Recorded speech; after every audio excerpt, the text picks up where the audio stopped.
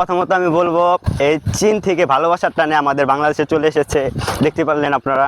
আসলে ওনার যে ব্যবহার অনেক ভালো ব্যবহার, এবং কি আমরা এলাকাবাসী অনেক হ্যাপি।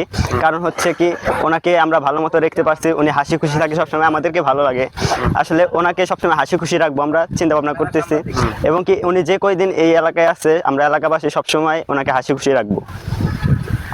কেমন লাগছে যে থেকে চীন থেকে যে বাংলাদেশে আসছে, বা একটা আপনাদের এলাকার একটা মেয়েকে সে বিয়েও করছে, আপনার অনুভূতিটা কেমন? আমার অনুভূতি অনেক ভালো, কারণ হচ্ছে ভালোবাসা কোনো সীমা মানে না। যেমন চীন থেকে চলে এসেছে আমাদের বাংলাদেশের এই টাঙ্গাইল ডিস্ট্রিক্টে, তাহলে কত দূর, 7 সমুদ্র 13 নদী পার করে এসেছে এই টাঙ্গাইল ডিস্ট্রিক্টে। চীন থেকে একজন যুবক আইসা এখানে যে মালেকসান ভাইয়ের মেয়ে বিয়ে করেছে, এরকম শুনছি আগে। জি আলহামদুলিল্লাহ ভালো ভালো। বাইরের দেশে একটা ছেলে এখানে এসে বাংলাদেশে বিয়ে করেছে, বাঙালি একটা গরিব ঘরের মেয়েকে, এটা ভালো একটা বিষয়। আমি ছেলেটারে একবার দেখছি, আছে ভালোই আছে, ভালোই মনে হচ্ছে।